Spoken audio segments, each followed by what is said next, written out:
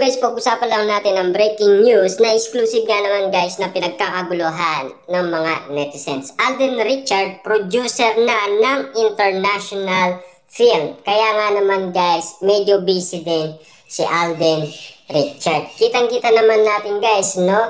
Producer na siya ng international film na alam naman natin guys, busy rin si Alden Richard sa kanyang mga project. Diba?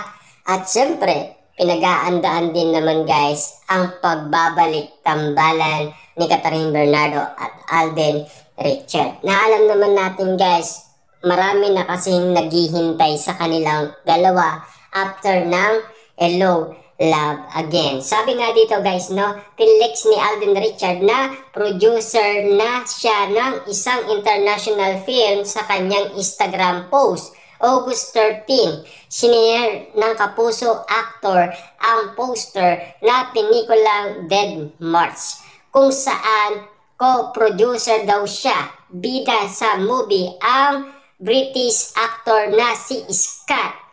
Thriller 2 co-producer film that brings together talent from the Philippines, US, Europe, Australia, and Japan. Say ng gwapong aktor. Wow, grabe guys, no? Patindi ng patindi guys ang kanyang ginagawang project. Kita nyo naman guys, no?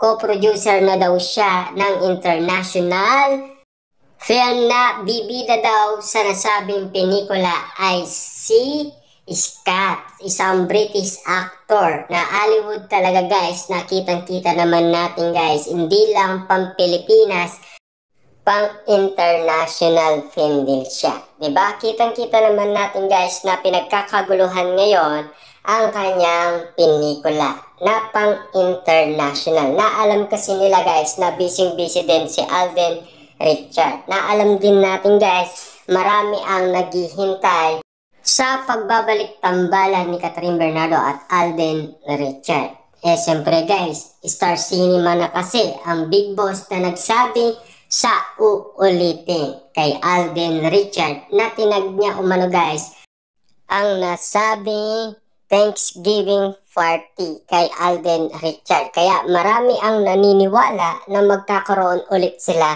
ng project ni Catherine Bernardo. Siyempre guys, malaking responsibilidad ang ginagawa ngayon ni Catherine Bernardo at Alden Richard sa kanilang mga project. Na alam naman natin kasi guys, gumastos ng malaki ang kanilang mga fans at kitang-kita naman natin talagang pinus nila ang kanilang pagsuporta kina Catherine Bernardo at Alden Richard dahil sa tagal nilang nanabik sa kanilang pagbabalik na ngayon ay inaasahan na muli silang magbabalik tambal kasi marami na naghihintay umano na sana bumalik ulit ang kanilang tambalan after ng kanilang signing off kina Joy at Ethan na pinag-uusapan ngayon na bibida sila sa teleserye. Bida sa movie ang British actor na si Scott. Siyempre guys, pinag-uusapan na to ng karamihan na mga fans ni Alden Richard. Can't wait to unveil this journey with the world, dagdag niya.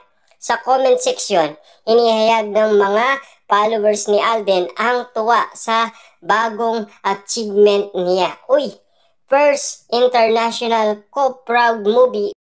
Grabe ka na talaga, aktor. CEO, producer, businessman, director, kinuha mo na lahat. Iba ka, magaling. Magaling talaga guys si Alden Richard kung iisipin. Dahil kitang-kita naman natin, lahat naman yata guys ng ginagawa ni Alden Richard ay kaya niyang patunayan. Diba?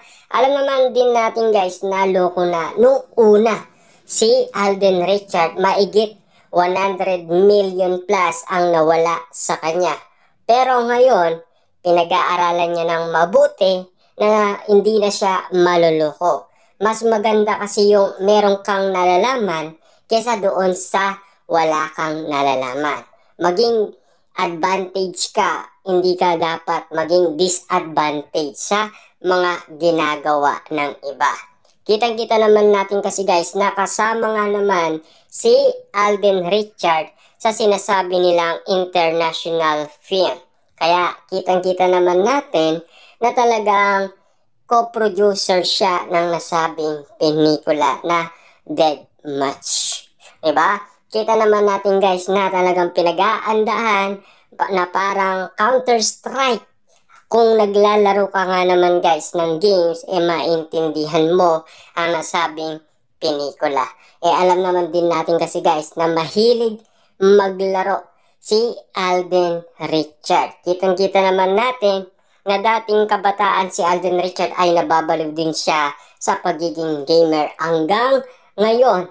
Pero sinantabi muna niya ang kanyang pagiging gamer dahil alam naman natin na talagang busy na siya sa kanyang buhay pag-ibig dahil pinag-aandaan niya na bago siya umalis sa pagiging aktor. Pinangako niya naman guys sa press na kapag siya ay nagkaroon na ng asawa at anak, siya ay magbibitaw na sa pagiging artista. Pero sinasabi naman guys ni Alden Richard na babalik ulit din daw siya.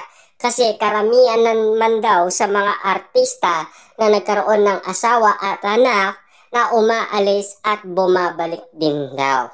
Diba? Ganon yata guys ang gagawin ni Alden Richard dahil marami naman daw ang gumagawa ng ganon sa mga celebrity.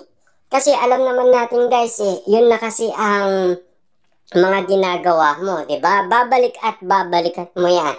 Siyempre. At alam naman natin guys, no? Maswerte kung maswerte ang nasabing babae.